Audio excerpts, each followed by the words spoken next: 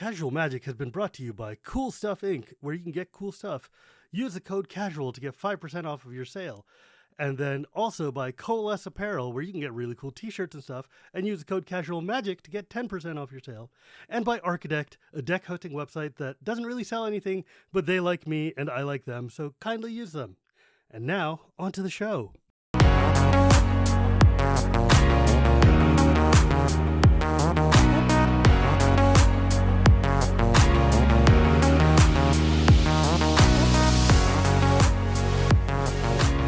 Hello and welcome to Casual Magic, the show where we talk about the fun side of Magic the Gathering. My name is Shivam, Bhatt, and Casual Magic is brought to you by Cool Stuff Inc. It's also brought to you by Coalesce Apparel and Architect. You can find all the various codes and such in the show notes. Today, I have a very special guest, somebody a lot of people have actually been requesting for quite some time. One of my fellow CAG-mates and podcaster in her own right, Rachel Weeks. Hello, friend. Thank you so much for joining me. It's me. Thank you so much for having me. I'm excited to be here. Yeah, I mean, I'll admit I didn't know much about you before you joined the CAG a year ago. Um, but damn, it's been a year. Oh my It's God. been a long time, yeah. Time has no meaning. Um, but ever since then, I've been very, very impressed with both like how funny you are and also just how much you know about the format and how cool your show is. No, thank you So so I'm like, much. I mean, it's wild to be like, wow, all of my colleagues are awesome, but all of my colleagues are awesome. Yeah, And right? Everybody works really hard and knows all this stuff. It's crazy. yeah, it's pretty bananas. Ooh. So, but I'm seriously excited because you are really, really clever, and your podcast is really, really cool. Uh, Thank you. can you quickly introduce it to the folks at home? Yeah, of course. I'm sorry if you can hear my cat purring. She has made herself at home. Get out of here. Um, So I have a comedy commander podcast called The Commander Sphere that with my co-host Dan Sheehan, and we use our space to do any number of things, but largely just make people laugh around the commander, um, the commander world. So sometimes that means talking about cards, and sometimes that means lore, and a lot of the time it means really strange and extensive tangents. We've done a number of really disgusting episodes that are a lot of fun. Um, but yeah, we really focus. We wanted the energy of the podcast to be like table talk at a commander table, Yeah. rather than we don't seek to inform, but to entertain. Yeah, and you should tell people what it's called, the command sphere. Yeah, the 'Cause commander sphere. Yeah, yeah, exactly, and, it is really funny. It's really, thank you. really cool. Like, I know both of you are, like, actually trained comedians and stuff, right? Mhm. Yeah. Yeah, Yes. that's pretty wild. Like, that is a cool gig if you can hack it. Like, I'm a Yeah. big fan of stand-up comedy and of comics in general, so, it tickles me to see actually funny people in magic for once. It's been great. I mean, I've known Dan for a long time. We met actually doing a storytelling show um first, and then again doing stand-up comedy in Chicago, which is where I'm from and where he's from as well, but where he was based doing comedy at the time. Um so we met first doing comedy when neither of us were playing Magic, and then I got into it while I was living in Denver, and when I moved out to Los Angeles, I was like, "Okay, Dan, you need to get into Commander," so I have somebody to play with. So I kind of dragged Dan back from his 14-year-old closet back into Magic, and specifically Commander. That's funny to me because, like, I feel like that's, like, very typical commander story. It's like every commander player just finds somebody else and says, "You, grab Mhm. this deck and let's go. This is what you're doing now." Yeah, I remember at the time, he I had a 5 color Nagila Warriors deck Oh that I was god. like, "Here, you can play this." Which is, like, such a mess to hand somebody who hasn't played Commander in, a decade and a half. Jeez. Well, never played Commander and hasn't played Magic in a decade and a half. Yeah, but, Um like, Najila is Najila is a busted deck. No It's matter very how powerful, fair, even tribal, it's very powerful. like you can't make it fair. That deck is No. just it doesn't matter what's in there. It's just gonna be busted and do insane things. I mean, I do love me a Najila, not gonna lie. Oh, yeah, for sure. Um, I was talking to Sheldon the other day, and Mm. he told me that you didn't come to Magic until 2014. Yeah, so the first set I played was Ixalan.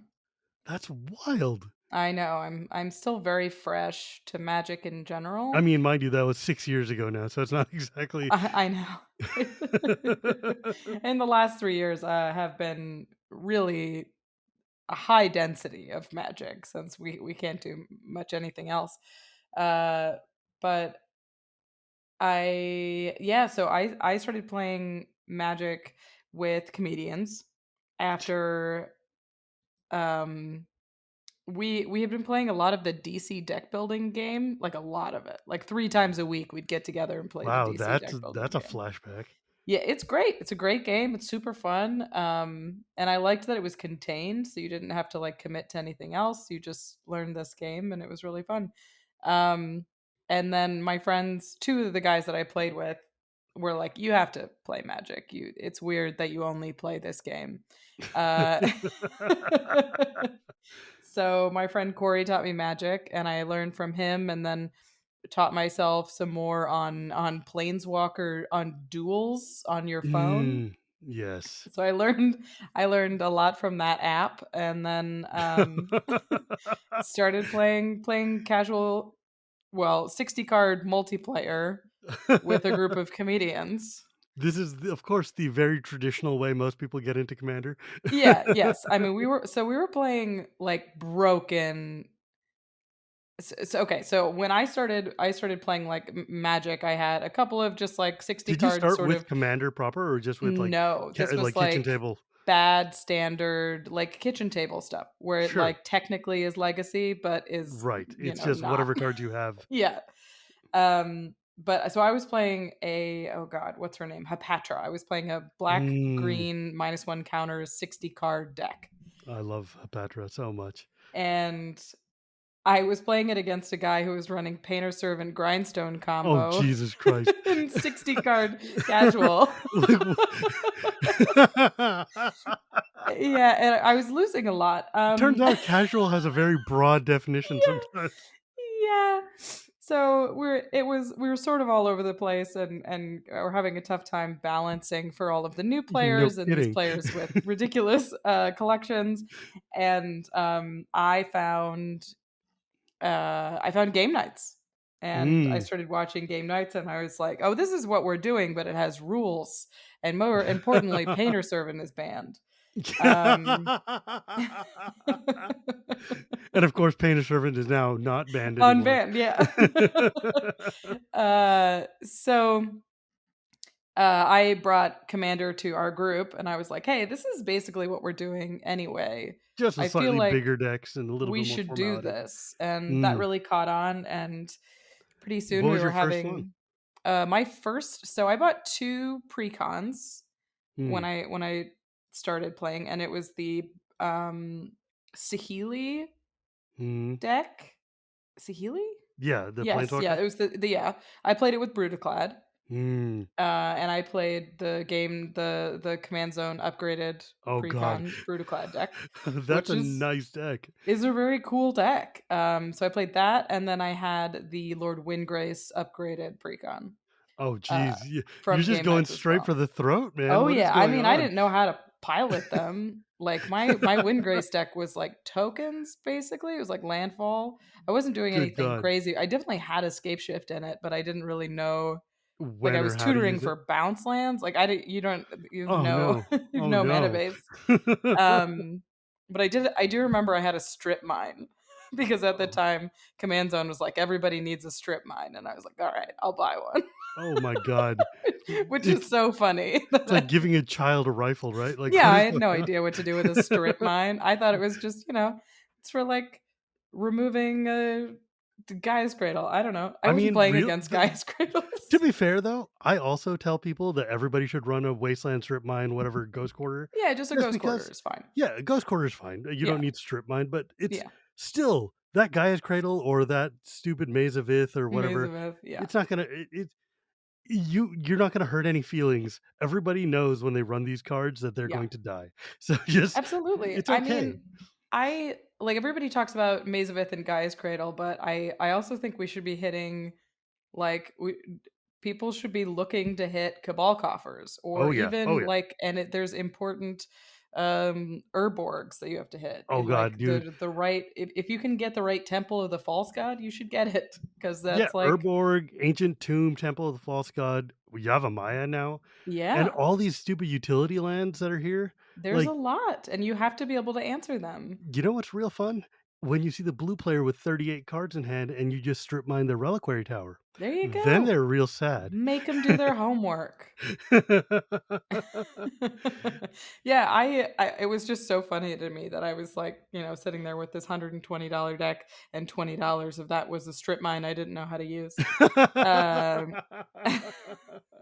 God, dude. I mean, first off, I gotta give it to Josh and Jimmy because game nights is maybe the greatest vehicle of like bringing new players to the game that we've got. Absolutely. It's I like mean, gorgeous, and they do such a good job of explaining everything. yeah. Mm, I so when I first started playing, the reason I didn't play Magic for so long was because I was like, I have an obsessive personality. I know that's going to be a problem. yeah. And then when I finally started playing it, the inevitable happened. But specifically, I was like ravenous for it. I wanted to watch everything I could watch. I wanted to listen to everything I could listen to. I was listening to a lot of the EDH Recast. Mm, I was listening to Commander Cookout. mm, Um, and yeah. and I was watching every game night and every MTG Mudsto while I was at work. It was just tons and tons of Commander content. Oh my god. Um, and it was because that's all I thought about for a while. I It mean, that's was what like, happens to us, like, in the beginning, yeah, right? Like, you get into the game and suddenly it's everything you see is just counting mana curves and figuring out, yeah. like, balance and looking at colors, and every card you see is suddenly like, "Oh my god, this will be great in my rando deck." Well, every card's new, so Right? it's like Oh my god. every card you look at, you're like, oh my god, what's this do? Whoa. Um, So yeah, I was ravenous. I watched everything, and game nights was the most accessible for me because I was really important to me to learn, like, to watch really clear gameplay that was like, now Mm, we are on tapping, now we are drawing, like now we're doing all of this yeah. clearly and specifically correctly, because I was learning from it. Yeah, I think the like we can quibble about the power levels and about what they do with their decks and bling and whatnot, but I think the thing that they do so well is exactly what you just said. They play like Reed Duke plays, which is like very machine like, Hello. very much like they're hiding it all under, humor and personality. But everything they do is so clear cut. Every Oh. time someone's like, now hang on, let me take my turn, it's all very paced and proper. And it is like the most rules tight game of Magic you're going to see, which is weird for Commander, which, the most loosey goosey format there is. But the fact that they do this means that somebody playing who doesn't, I mean, somebody watching who doesn't play can follow along, understand what's going on, and have an idea of how the game works.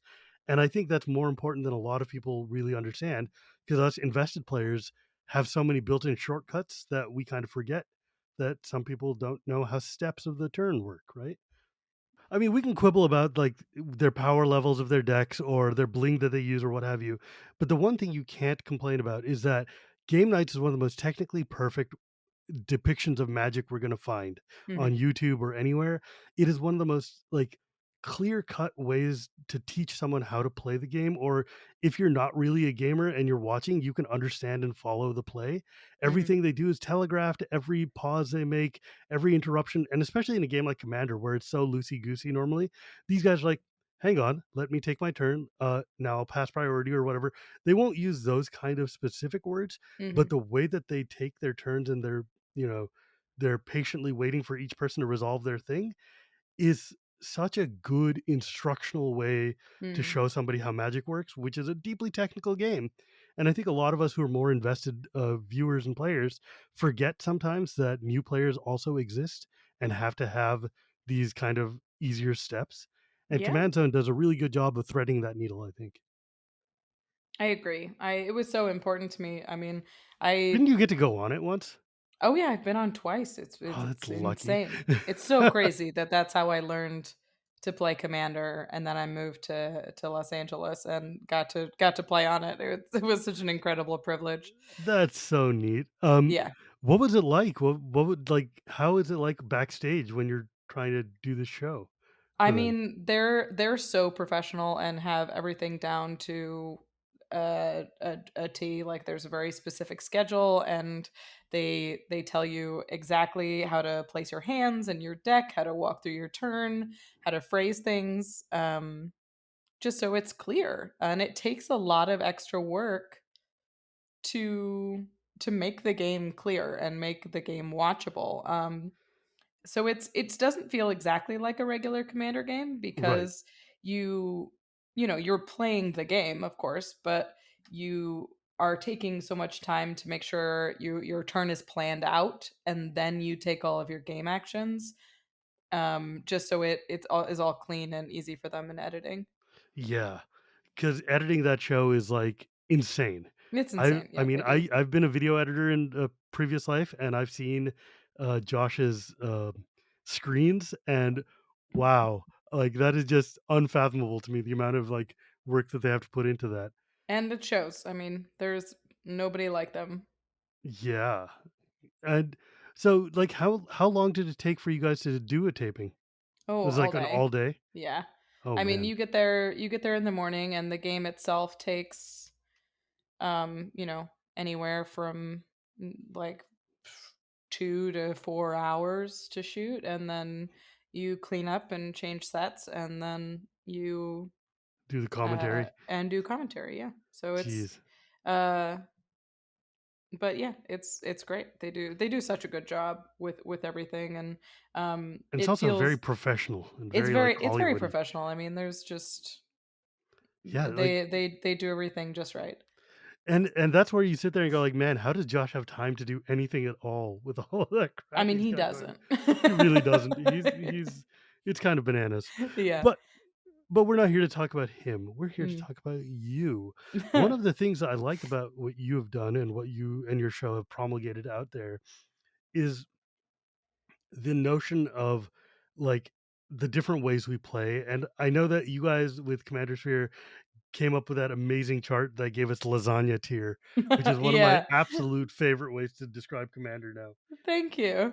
Yeah, we came up with what we called the definitive power level, commander power level tier or something like that. And it's That nonsense. poster is so good. It's utter nonsense. So there's like 9 tiers, and they all They're all describe different complete things. garbage.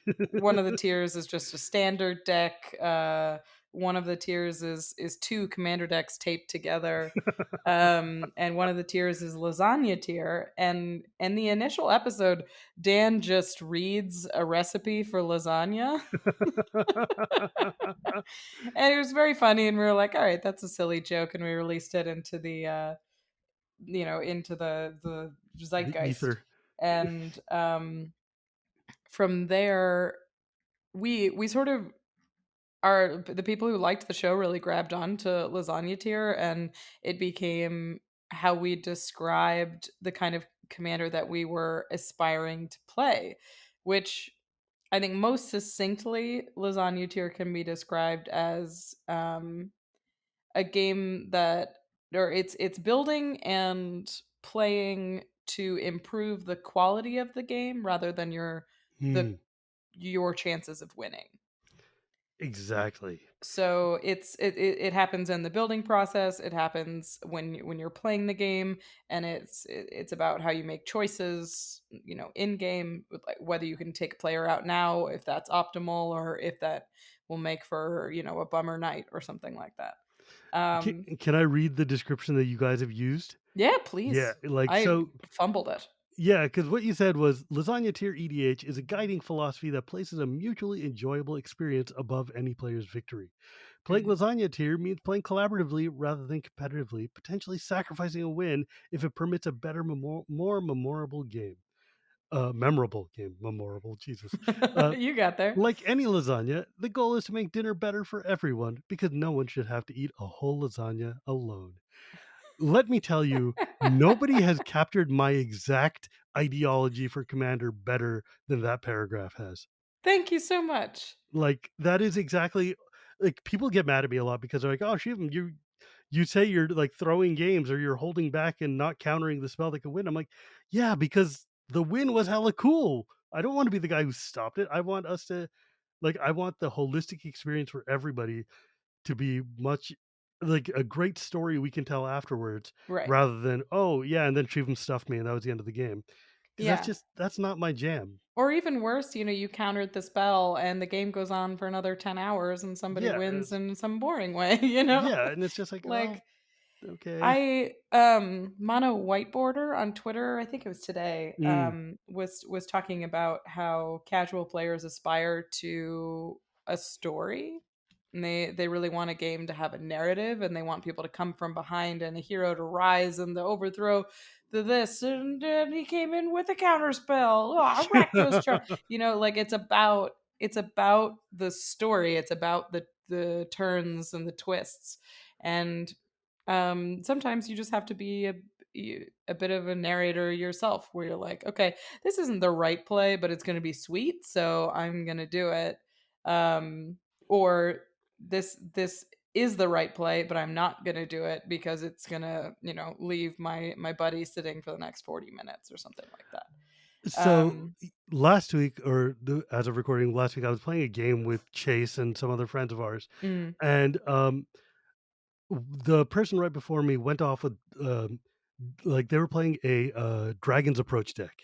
great. And so they summoned a whole mess of dragons, then used their commander to get a bunch of mana to then cast Dragonstorm and went off and got like, a dozen dragons in play, got the whole table down to like nothing and almost killed us all. And it was Yeah. amazing. Their deck was for the first time just completely popping off, comboing, Mhm. doing all the things. It was amazing. And I was like, okay, well, I could scoop now, but the one card I've got in hand is Urza. So I'm Mhm. just gonna play Urza, flip the top card, and see what happens. And I flipped over a Wrath of God, and it was like one of the great like I slammed the deck in the middle of the table, flipped the top card, and it was just like pandemonium, except for poor dragon guy who was just very sad. But his deck got to go But off, and what he a was moment, you know? yeah, and that's such a good story. Like those are the kind of counter spells that I'm like, if I had just sat and Flusterstormed his Dragonstorm, then we would have been Mhm. like, "Well, that was cool. Okay, next." But Yeah. instead, he got to do the thing, and then I got to do an exciting thing, and then the Right. game became really just cool, right? Like Yeah, the I mean, experience is that's better holistically. for sure. And I think that's really what the casual mindset is, and I really liked their thread about it today. Hmm. I retweeted it. It's great. Yeah, Um I'm a big fan of but him. yeah, I think that's really I think that's really what lasagna tier is all about. I think a lot of people mistake it for just being group hug. Yeah, like And like not running interaction and not interacting with your opponent's plays. And it's not about just letting someone go off untethered because then like that's not a story, then now mm, it's just a race. I Like think sometimes the most exciting part of a game is interaction. sure, It's just making sure that your interaction is moving the game in either a forward motion or at least an exciting motion. right. Like basically I prefer not to run things in my commander deck that will um th- that try to slow the game down, especially in a casual Mm, game. Because it's already kind of a long game and it makes it difficult for the story to progress. right. Especially in a casual setting. Right. I mean, ultimately, like I think that's one of the weird like slurs that casual side get maligned with a lot, which is, "Oh, you guys don't run any interaction. Everybody just wants to play solitaire." I'm like, look, to a point, part of that is my own fault because sometimes I do just want to build my engine and go off and let you build yours and then see who wins. Mm. But it's less about that. It's not about not running any sorts of plowshares or running any terrors or whatever's you got going on. Even counter spells, running one or two counter spells to protect your thing is fine. Hmm. But it's about what are you trying to do? Like if you're playing mono counters and mono removal and your whole point is to make sure that nobody else does anything, that's not a fun game. That's not leading to a good story. That's not leading to an experience that people want to repeat later, right? Like Toby Yeah, Elliott likes to especially say, yeah, because control decks tend to you tend to die to like a Torment of Hailfire or some something, big yeah, exsanguinate or some just a one spell, like you have a lot of mana, the game's gone on for a long time type of effect, which yeah, it just doesn't feel like a narrative. But yeah, having the settle the wreckage or having the swords at the right time, be like, we're gonna die, but then they had the path. yeah, And like exactly. that's very exciting. And I think saving your interaction for those moments, or Yes, using different kinds of interaction. right. Um so my favorite kind of deck to build right now is combat control, is what I've been calling it. Hmm. And it's uh like it's basically goad stuff, but it's Hmm. also things that can interrupt your opponent's combat step while, like, when opponent is attacking another opponent, or like you can buff one of their blockers, or you can force something to make a bad attack, or you just sort of manipulate combat. And what I really like about that kind of control, Mm-hmm. because I had to come to terms with the fact that it is a control strategy. I mean, one of the best ones for that is Pramicon, right? Sure, yeah. So my Octavia deck is a combat control deck. Oh, Octavia, of course. I talk about it all the time. I love it so much. But so Octavia sits on like 2 or 3 1/1 bird tokens, and so you just have terrible attacks onto this octopus because you can make an 8/8 bird out of nowhere. So you don't really get attacked, but what you end up doing is using your cantrips to buff a blocker to kill somebody's dragon, or to buff an attacker to take an opponent out of, like, a chunk of their life total down out of nowhere. And it's very surprising, and it's very, like, you feel really engaged with the game and you feel very in control of the game, but you're moving the game forward. Hmm. It's not about not doing stuff, it's about doing more stuff, Exactly. Man, which I think Octavia is is a cool. wild card. Oh man, it's my favorite card in a long time. It was my number one commander for Is this a 2021. mono blue deck? It's a mono blue deck, yeah. Wow, okay. Mono blue combat focus? That's I need to see this list. That sounds amazing. Yeah. Uh, so, do you consider yourself more a casual or more of a competitive type? Um it's tough because I definitely like to build casual, and I like to build with restrictions and with old weird cards and fun synergistic decks. Um when I'm playing at a table, I work really hard to win. I try and play optimally. I don't want anybody to feel bad. I try not to take players out of the game if they haven't played the game. But Mm, I do want to be good at Magic. I do want to be like a good player with whatever deck is in my hand. So sure. I my pinned tweet for a while was uh what was it? It was Johnny Sun, Spike Moon, Timmy Rising. Oh god. which Okay. is Okay. which is a joke for roughly 4 people. But it's what I think I mean by that is I'm a brewer and I like to build synergistic and neat decks. Uh, and but when I play and when I, like, internally, I am a little spiky. I do really work hard to play well and be good at the game. Ye And but I do think a lot of people perceive me outwardly as a Timmy because I play some weird dumb cards like Floodgate. They're like, well, that's Floodgate weird, is that's bad. Floodgate is definitely a weird dumb card, not gonna It is lie. yeah. And, like, I don't know what she's doing, so it must be Timmy stuff, and it's like, it's not. It's Johnny stuff. God, I wouldn't call Floodgate I think Floodgate is definitely a Johnny card because you're like, I have a reason to put this in the deck, and it's going to do something really weird, and you're Yeah. going to be very confused for a few minutes. But it's Yeah. it's pretty rad.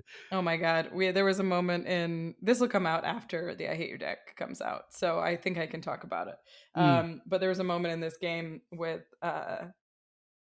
where I was playing Octavia against Brian Kibler and I played Floodgate and he was like, "Wait, can I see if I remember what Floodgate does?" Because it was in some pro tour deck 100 years ago. Yeah, right.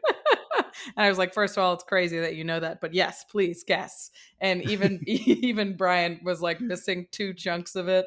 It was just this. Dude, I you know Floodgate says if it gains flying, destroy it. When it leaves the battlefield, deal one damage for every two islands you control to each non-blue creature without flying, which is the bluest card in ridiculous the planet. templating.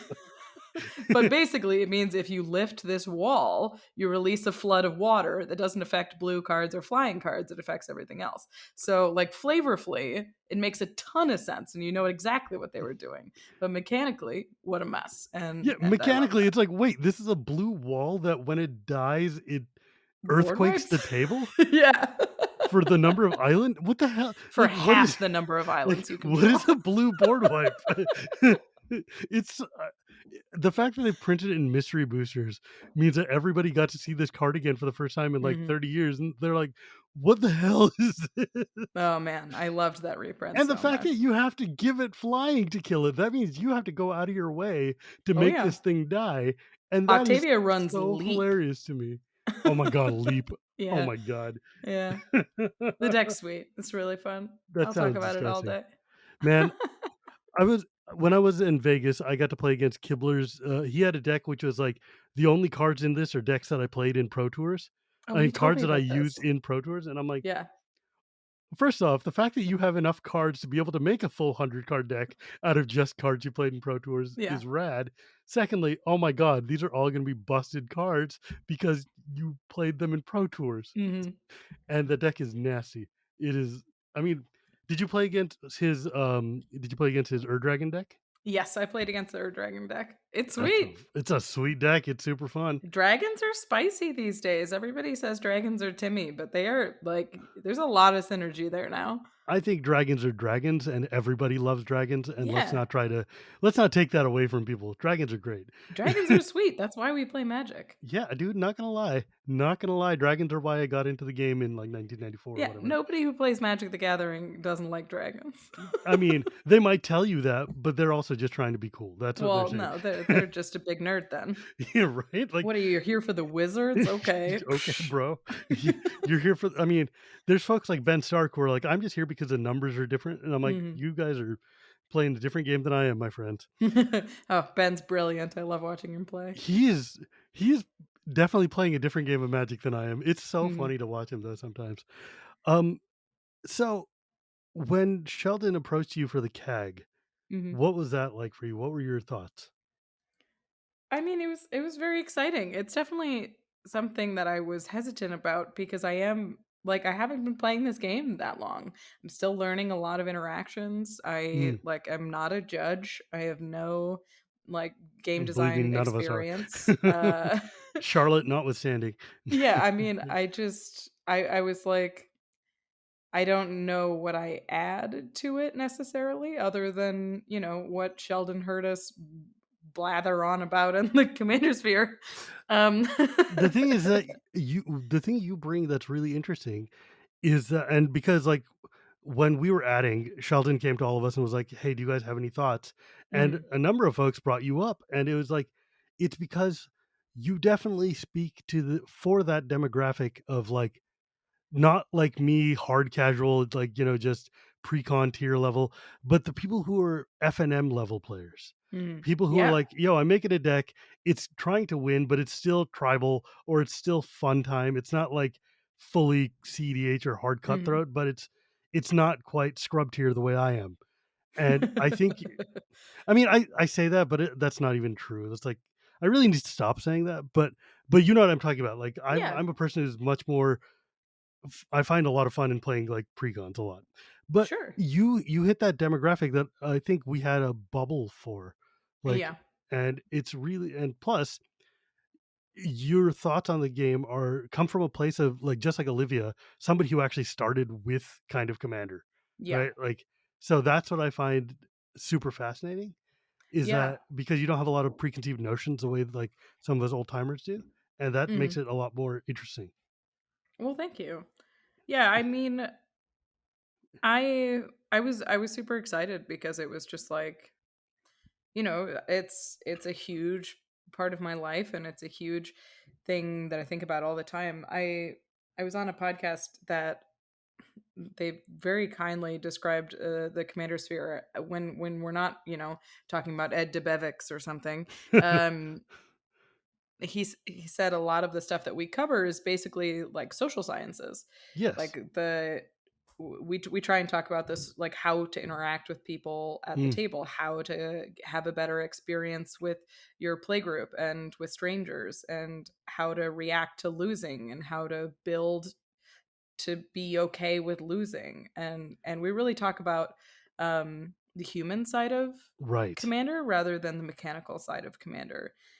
And I think that is, that's always felt where I felt most comfortable. yeah, and I think that's a deeply important thing in our format, especially because Commander is the social format, social Mhm. first, right? Like, that is our main focus, is playing at a table. There's politics, there's human behavior, right? Like, Mm. Toby Elliott's famous saying is play like you want to be invited back, right? Like, Sure. that's kind of the goal here. And one thing we're seeing now with a lot of people who are joining us from other formats where it's less sociable and more like we're here to win and then shuffle our cards, shake your hand, and go home, Mm. is that we're running into this kind of friction where people don't really understand the culture of communication with your partners. The fact that it's more like a board game night, or more Mhm. like, going to a bar with your friends or something, and Mhm. less about the actual mechanics of the cards. Mhm. And that's why I think you guys do a really good job of uh, setting these kind of, like, what, I don't want to say goals, but like, you guys give us this kind of baseline standards of, like, what is it, how do you handle being with other people? And I Yeah. think that's a really fundamentally important part of, because, like, the thing about Commander is that Commander is so evocative of the way a lot of us grew up playing, which is just, here's all the cards we have, hanging out in a group after school, and you're just going to play with your friends. Mhm. And Commander is basically a formalized way of just doing that. Mhm. But the fact that it's so big now, and you're playing with people who aren't your friends, or you're playing with foreign tables or whatever, we sometimes forget that we need to help, lubricate that kind of social skill we have to Mhm. make these games better. Like, 80% of the Yeah. problems we have in Commander would be gone if people knew how to just talk about what they want out of the game. Yeah, I mean, the thing about commander, so I think I said this on the podcast, I'm not sure. It lives in my head, but it's a social format, right? So which means we Mm, have social problems. And because the priority of the format is around, it's around four people, it's more about gathering than it is about magic. um those are the problems that we need to prioritize solving. um so often when it comes to decisions that we make about, specific cards, like the ban list, or um a lot of what we end up talking about comes down to talking about specific cards. But I think the big challenge of the CAG and of the RC is trying to formulate solutions to social problems. mm, And that's that's a huge challenge yeah. because, some of the things that I think we should prioritize and is figuring out how to teach people to talk to each other, and figuring out how to get people comfortable saying what they want out of a game, or saying, you know what, I don't think this is the table for me, thanks for the game, I'm gonna like find Yeah. another one, in a polite way and not in a judgmental way and not in a hurtful way. um because the big thing that we're all running into is everybody's so mad about how somebody else plays commander, Oh and god. it's just like we're all going to play it in a different way, which means that when you come to the table, you come with a little bit of a compromise. You're not going to love every card in your opponent's deck, just like they're not going to love every card in your deck. It's just how it's going to go. And sometimes it's more imbalanced than others, and that's where rule 0 comes in.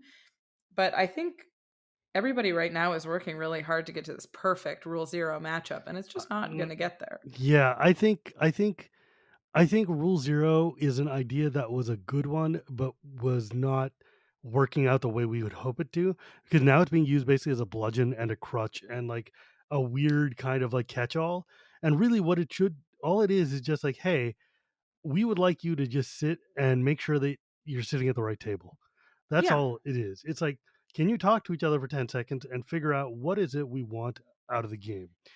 I'll be And honest though, like I think a lot of people have talked about the failure of rule 0, and I think it's been a success.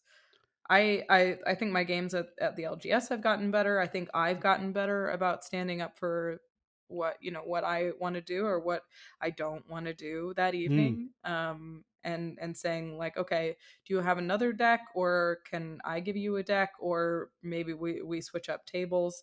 Um, and yeah, I I, think people are getting used to having that conversation, and people are building decks of different power levels on purpose. I know we're kind of um, cushioned a little bit by being a content creator and performing, gosh, but playing a lot it's true though. with Uh, other content creators. So sometimes I think we look at the we're still in commander the world bubble. through rose colored glasses a little bit. Mhm. But I've done a lot of LGS play, not recently because it's a nightmare out there. But I've played a lot at our game store, both in the last 6 months, and when I moved to Los Angeles 3 years ago. And it's people are getting smarter about it, and people are getting nicer about it. And I think the gap is bigger than before because there's more commander players than before in terms of power level. I think before there was you could sit down and more decks were balanced. Now there's so many resources to make your deck so much more powerful, and there's so many new players that are brand new. So there is this big gulf between experienced powerful players and brand new players.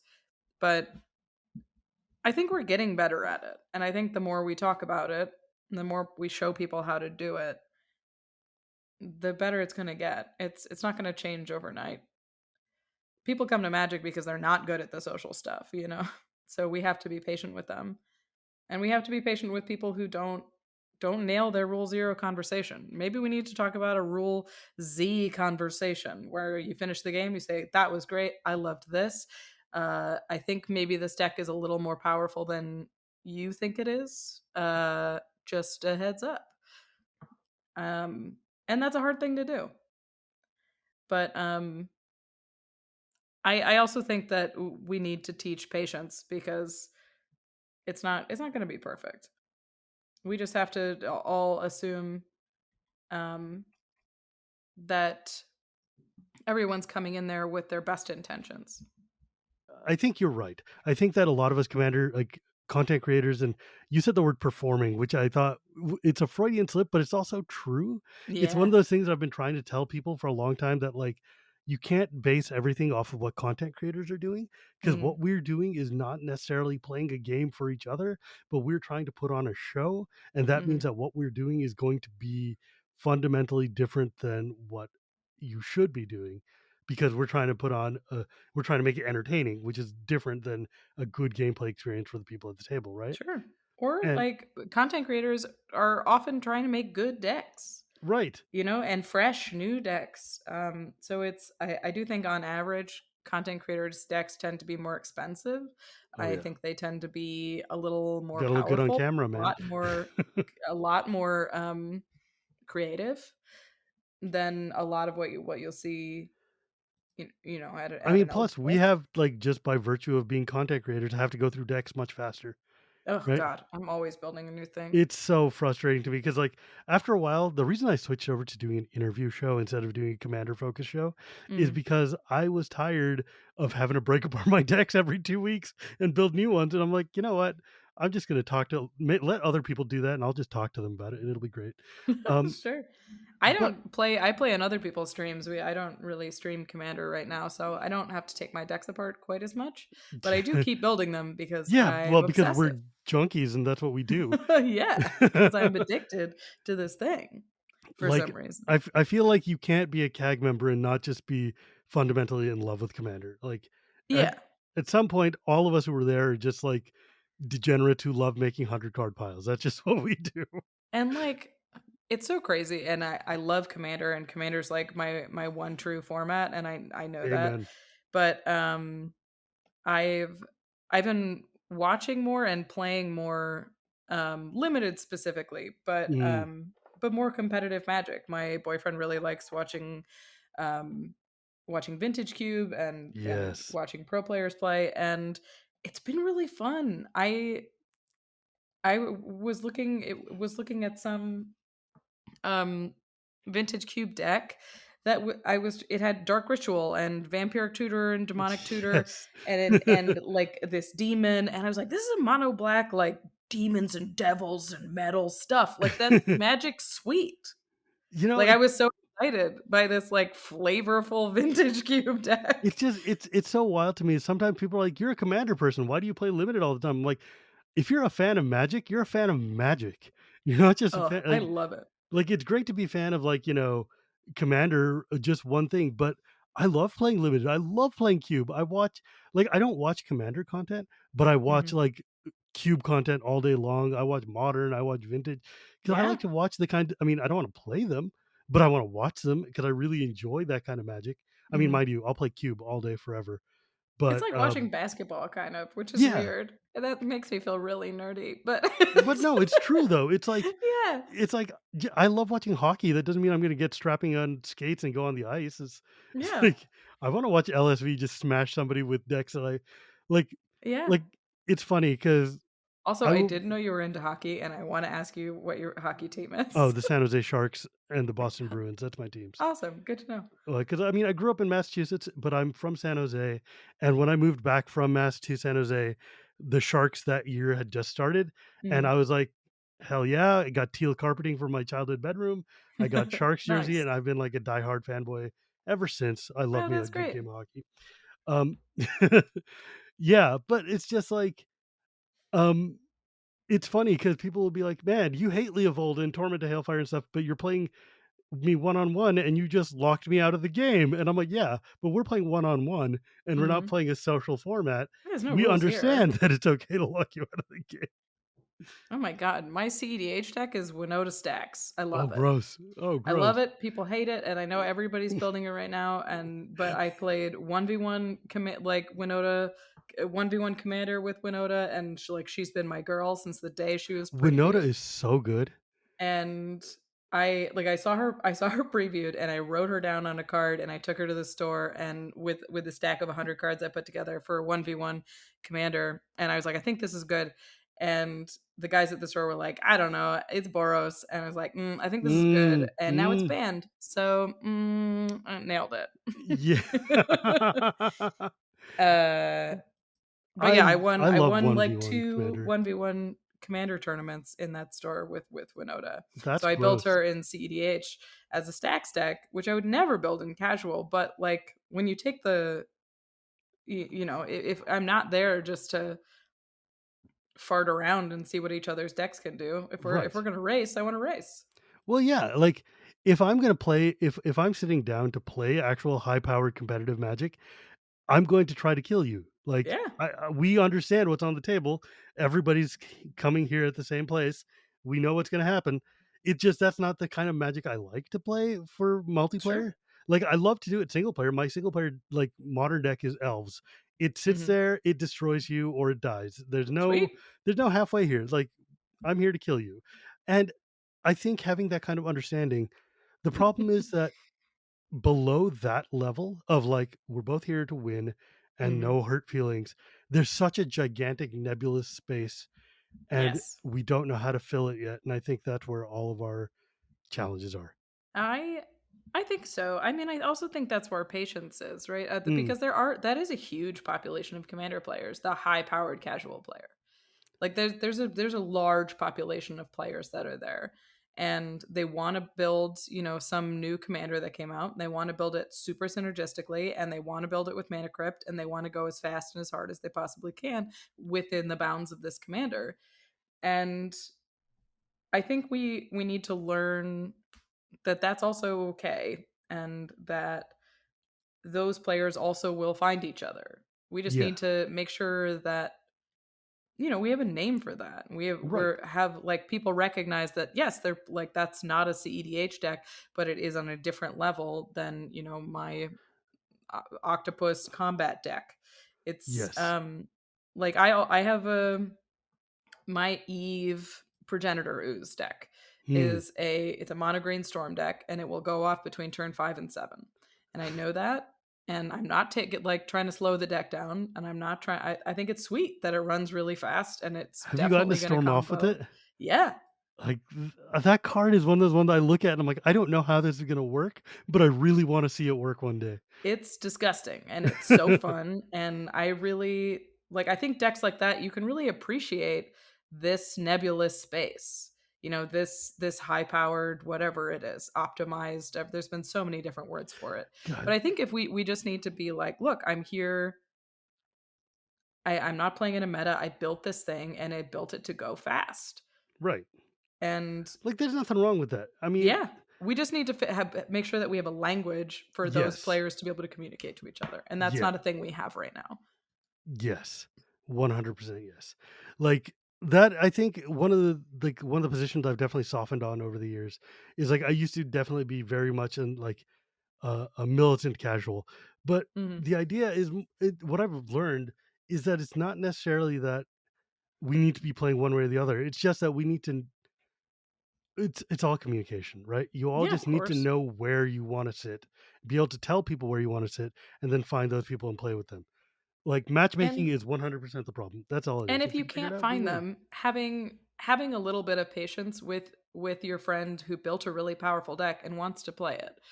Like Yeah, understanding that you're like, okay, you can't play that every time, but I'm gonna let you run real fast, and I brought a deck that will do its best against it, and will treat you like arch enemy, and you prepare for that going yeah. ahead of time. I think that's totally I reasonable.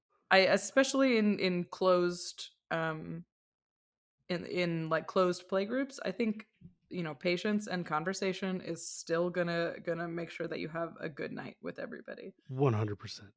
Like it's so important to just be able, I mean, look, sometimes you build a deck and it's way stronger than you thought it was.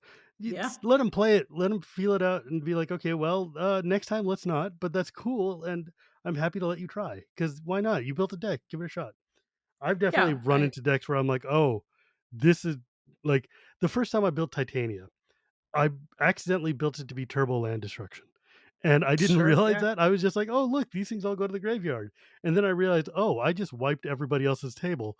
hmm, This is not what I meant to do." And everybody's like, "Okay, just take it back and rebalance it, and we'll come back and try it again next time." yeah, But it's still fun to play high powered once in a while. I mean, I'm not lying.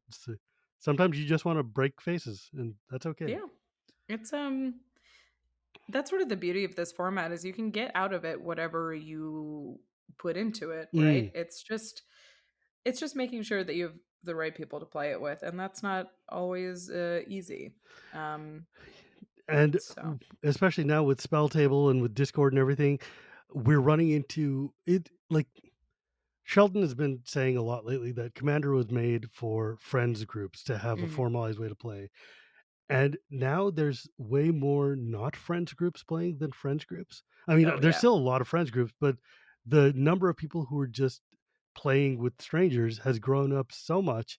Mhm. And I think the language just needs to catch up to that. And I think what you Yeah. said so far is really fundamental towards that. Yeah. Which is why I'm really glad you're on the CAG because I think you're doing a very good job of like explaining this stuff. Well, thanks. I appreciate it. We think about it a lot. Hmm. But So, yeah, it's we're working on it, everybody. We're doing our best. so can I ask you then, as we kind of bring this ship to a close, Mhm. um, ship to a landing, ship whatever to the dock? Yeah, Um, let's close this ship. yeah, I want to ask you about comedy because Yeah. I'm like a comedy junkie. I love watching stand-ups. I love listening to Mark Maron, the whole thing. Hmm. Um, I opened for Mark Maron actually. what really? Yeah, I just hosted a show, but he's a very nice man. Yeah, he's very funny and in a very bitter kind of way. Yeah. It I feel like this culture has finally caught up to him being able to be the kind of funny he wants to be, and Hmm. people being cynical enough to be accepting of it. Um, but like, how did you get into stand up? um, Like, you do stand up, right? Like, I've seen a picture of you with a microphone in hand. I okay, so I did stand up for a very long time. I started the year well. Okay, here's the story of how I started stand up. I was a journalism major in at Drake University in Iowa, and um we were assigned to write a paper. It was a first person experience essay Mm, type of article that where we were supposed to do something outside of our comfort zone and write about it.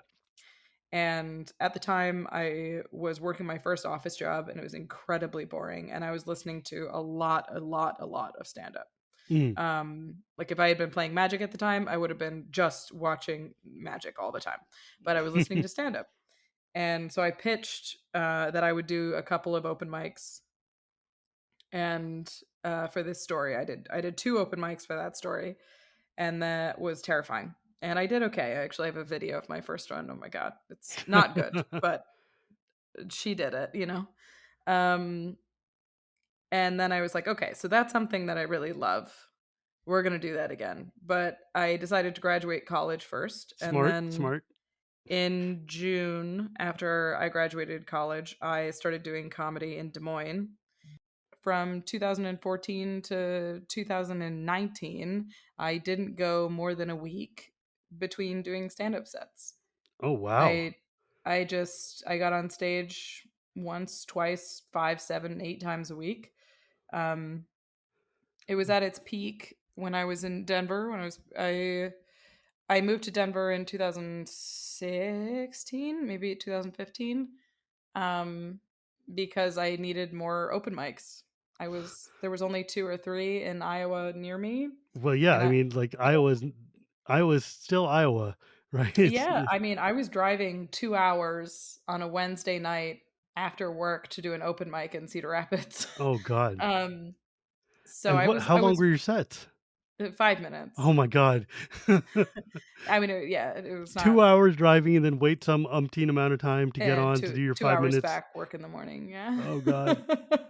Uh, So I was doing that, and I was like, well, this has to stop. So I moved to Denver, where I just hit as soon as I got there. I threw myself at comedy because I didn't really know anybody and I didn't really know what else to do. So mm, I went to shows and went to mics and I worked really hard, and um, I eventually started working at Comedy Works, where I was hosting for them and doing small feature spots. And um, I got third in their contest, and was performing on big stages and headlining shows. I did an hour, wow. um, and then I was 26, and I was sitting in Denver, and I was like, you know what?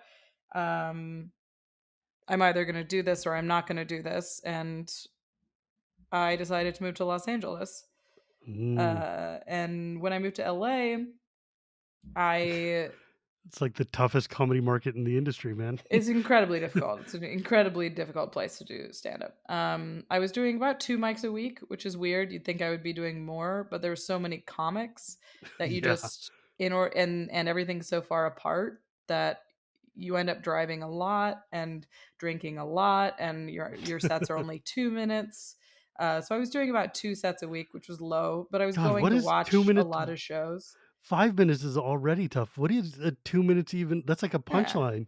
Yeah, 2 minutes is like you keep your jokes tight, and you're only running one or two jokes at a set Oh at my a god. mic. So honestly, sometimes I think 5 minutes is too long because people find themselves filling dead air that they don't have content for.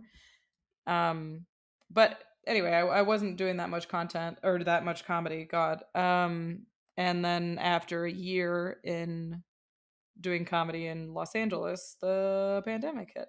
Oh no. Um, Yeah, that makes it real hard to go do stand up. Yeah, so I The funny thing is they say that the worst year of your comedy career in Los Angeles is your first year, and I did the worst part, and then I took a 2-year break. Oh no. A lot of people hustled, like really made it work and did online shows, and a lot of people went out to open mics and shows um, Yeah. when maybe when they should or shouldn't have, but it's their career. What are you gonna Yeah. do?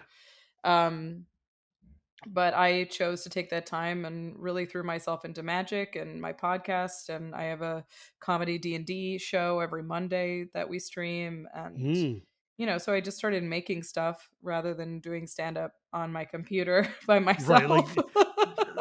Zoom stand up is real challenging. Like there's it's no feedback and you don't get the it's hard to just be like yelling jokes into your microphone and hoping it's somebody really hard. It doesn't I really appreciate everybody who kept it up and really made it work for them, and I'm so proud of them because I don't know how you do it. Yeah, that's Um rough, man. That's a rough gig. Yeah, so I'm in this weird limbo state where I have to decide if I want to start again, or Double if down on I magic. or if I really want to just if I want to write things and make podcasts and Mm, stream. um where I really want to put my energy is a decision that I'm in the process of making. But yeah, I did stand up for a very long time. It's one of my favorite things in this world.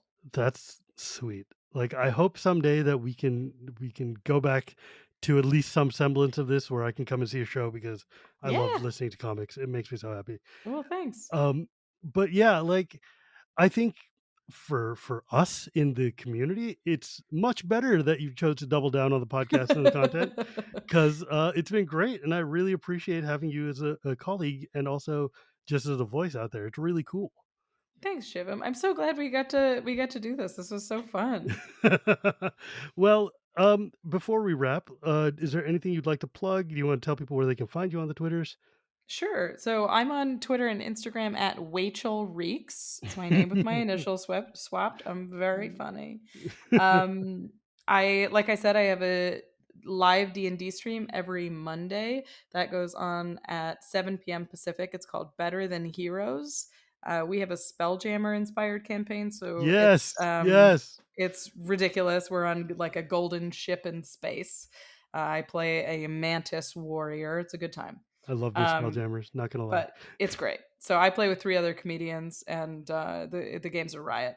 But that's called Better Than Heroes. Check that out. And then my podcast, there our Comedy Commander podcast, Commander Sphere, with my co-host Dan Sheehan, and I'm also on the CAG. I think those are all my things. Nice. Well, my friends, as always, you can find Casual Magic anywhere podcasts are sold or at Cool Stuff Inc. every Tuesday. Casual Magic's also brought to you by Cool Stuff, Coalesce, and Architect. I love them. They love me. It's great. You can find me on Twitter at Gearpuri Gears. And remember, my friends, it is not magic without the gathering, and we will see you next time.